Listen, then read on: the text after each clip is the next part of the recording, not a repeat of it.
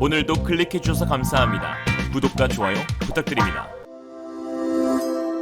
Realism. 지뢰, 일정 구역에 설치하여 그곳을 지나가는 대상물을 살상 또는 파괴할 목적으로 만들어진 무기체계로 1차 세계대전에 보편화되어 제2차 세계대전 이후로는 대전차 무기로도 그 활용도가 높아진 무기입니다. 지난 4일 BBC는 우크라이나 대반격의 장애물 중 하나로 러시아가 설치한 지뢰밭에 대해 보도하면서 우크라이나 108 영토 방위여단 소속 공병인 아르티옴의 발언을 인용했는데요. 그는 지뢰는 공포 그 자체라면서 그 어떤 무기보다 지뢰가 무섭다라고 전했습니다.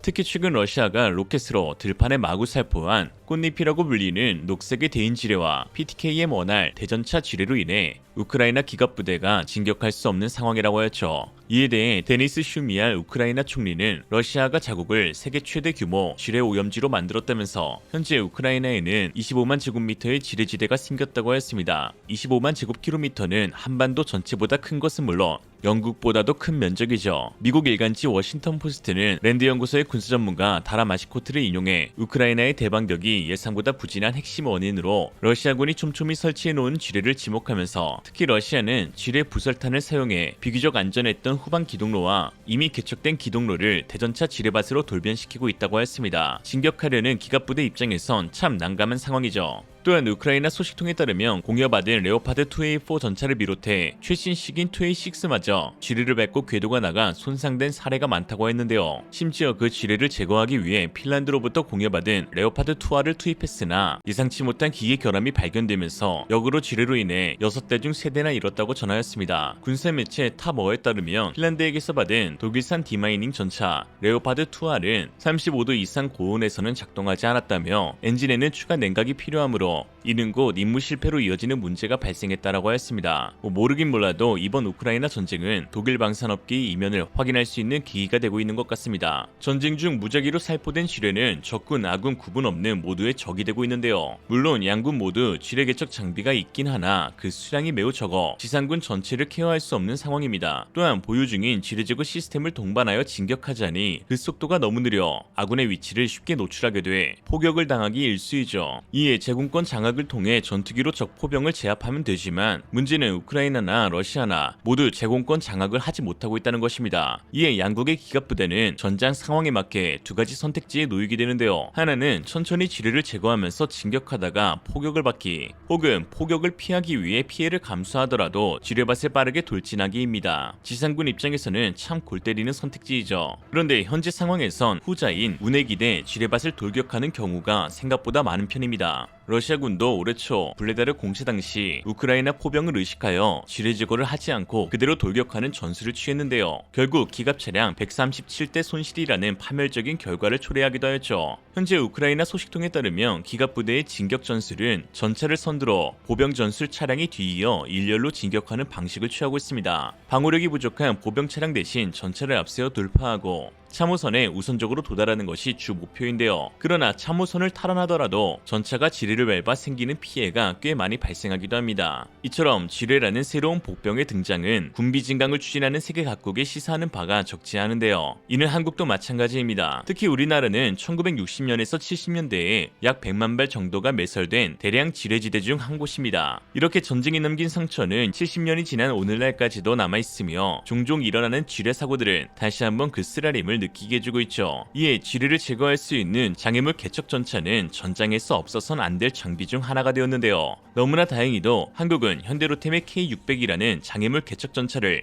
2018년 개발 완료하여 2020년 빠른 전력화에 성공하였습니다. 지금까지 한국의 도저전차는 미국의 M9 에이스를 면허 생산한 제품이었는데 이는 미클릭을 활용한 방식으로 비교적 위험 부담이 높은 것으로 알려져 있습니다. 여기에 미클릭으로 지뢰를 폭파한 후에는 굴삭기 등 추가 장비를 투입해 부대의 이동 경로를 따로 확보해야 했죠. 그러나 K600 장애물 개척 전차에는 전면에 지뢰 제거 쟁기가 있어 지피면을 뒤엎어서 뭉쳐있던 지뢰를 드러내는 방식으로 대인, 대전차 지뢰를 안전하게 제거할 수 있습니다. 이렇게 쟁기로 흙을 퍼내어 전진하면 폭 약 3.8m 10m 정도의 길을 낼 수 있어 따라오는 전차 부대의 안전한 이동도 보장할 수 있는데요. 지뢰 제거용으로 쓰이는 만큼 대지뢰 방호력도 우수해 작전 중 지뢰가 터져도 임무를 거뜬히 수행할 수 있는 생존성을 지녔습니다. 또한 강력한 자기장을 방사해 전방 5m 앞에 있는 자기 감응 지뢰를 강제로 기폭시켜 무력화시키는 방식도 차용하고 있는데요. 거기다 겨울에 동결토를 직면한 상황에서는 폭발물을 통해 1차 기뢰를 기폭하고 잔존하는 지뢰를 제거 장비로 제거할 수 있습니다.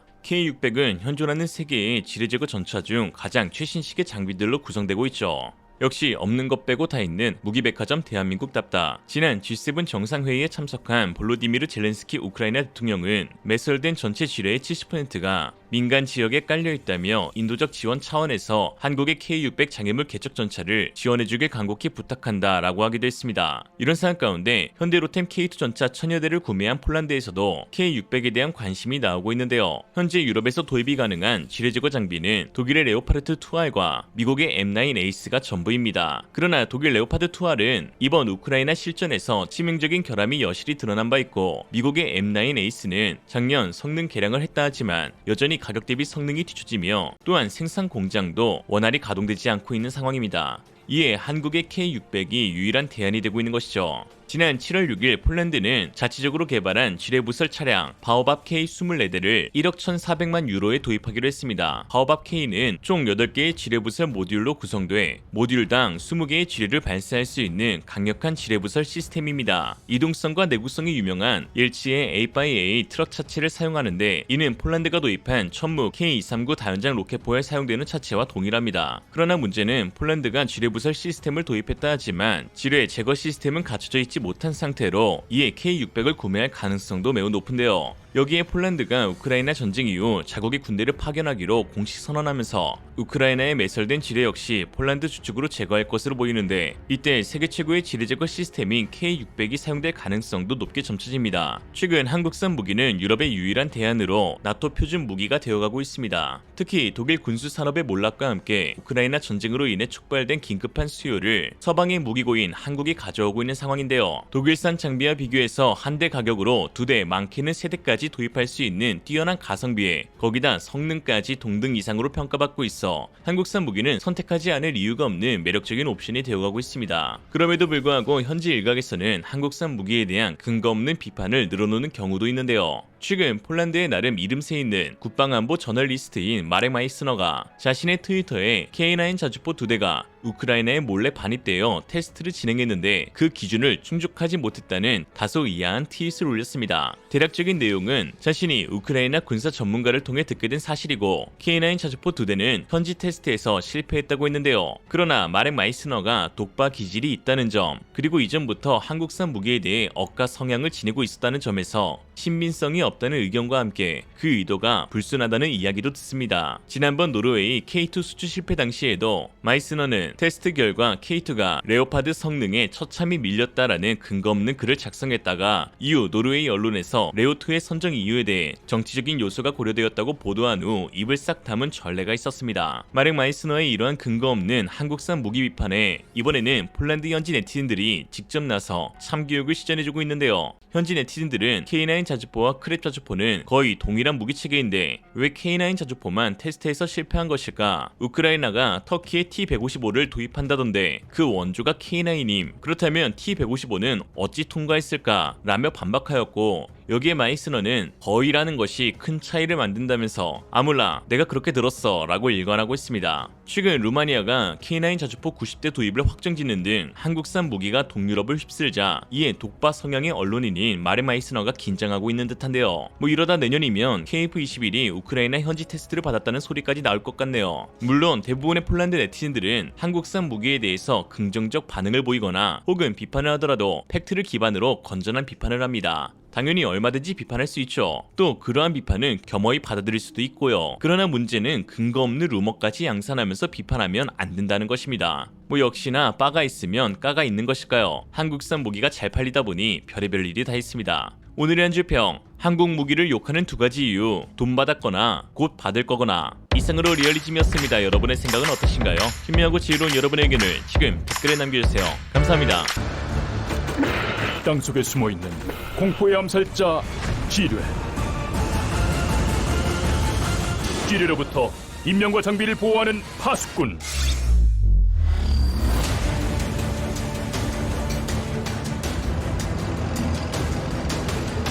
공세기동부대 핵심 전력, 장애물 개척 전차.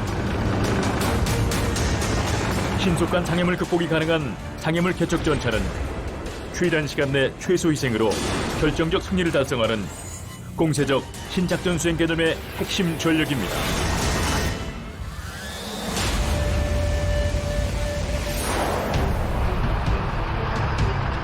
장애물 개척 전차의 필요성이 대두됨에 따라 2014년 장애물 개척 전차 체계 개발 사업 착수가 시작되었습니다. 희재를 제작하여 시험 평가를 성공적으로 완료함으로써 군 핵심 무기 체계로 자리 잡았습니다.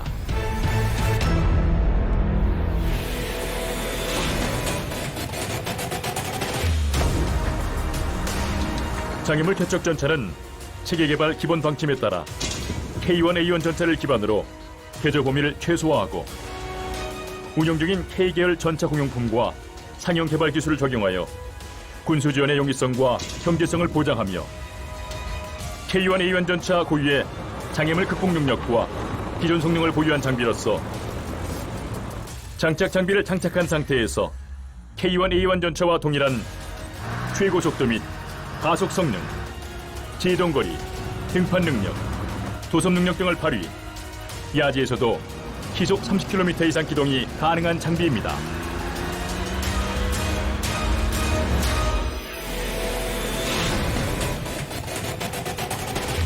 장애물 개척 전차 고유의 기능과 구성으로는 매설된 대인 및 대전차 지뢰를 통로 밖으로 걷어내어 지뢰를 제거하는 지뢰 제거 쟁기,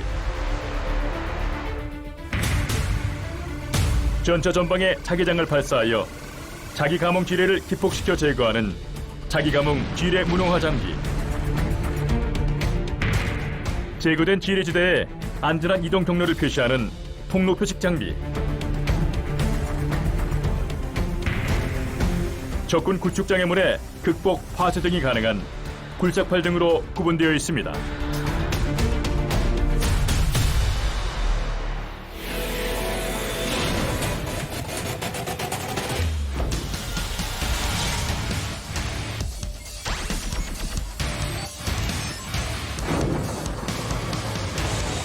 장애물 개척 전차는 지뢰지대 봉착 시 지뢰 제거 쟁기를 이용해 매설된 대전차 지뢰를 제거하여 폭 3.8m 이상의 통로를 개척하며 개척된 통로에는 통로 표식봉을 설치해 기동부대의 기동을 지원합니다. 단단한 토양과 동결토의 지뢰지대의 경우 공병 기동수대에 편제된 지뢰 제거 통로 개척 장비를 주 극복 장비로 사용해 1차로 지뢰를 극복 후 잔존하는 지뢰를 지뢰 제거 쟁기를 이용해 제거합니다. 첨구 시험으로 지뢰 제거 쟁기 하부에 대전차 지뢰를 폭파시켜 쟁기 및 전차 차체 파손 부위를 시험한 결과 차체와 승무원의 생존성 및 지속적인 임무 수행이 가능함을 확인하였습니다.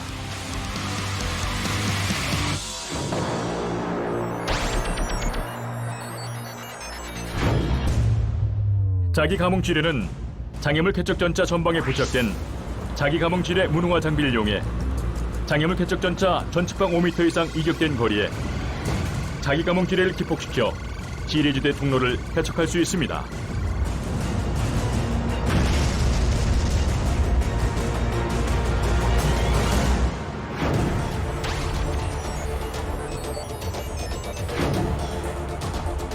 통로 표식 장비는 매설된 지뢰를 제거한 후 표식봉을 공업으로 발사하여 설치하는 장비로 수동 또는 자동 발사가 가능하며 자동 발사 시에는 5초, 10초, 15초 등 시간 단위와 5m, 10m, 15m 등 거리 단위로 자동 발사가 가능합니다.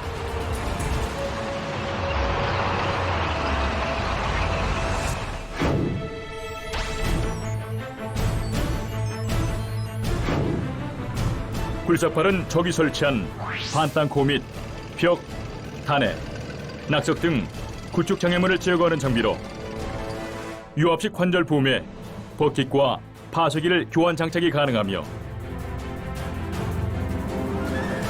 버킷을 이용한 반탄코 및 벽 등의 극복, 파쇄기 장착으로 탄의 낙석 등 단단한 구조물을 파쇄하여 장애물을 극복할 수 있습니다.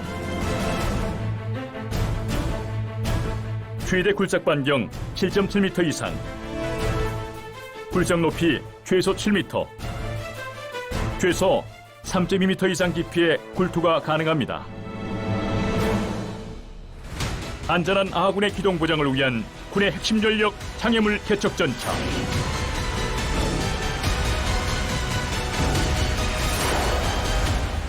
장병의 인명 보호와 기동부대의 기동 보장을 통한 군 전력 향상.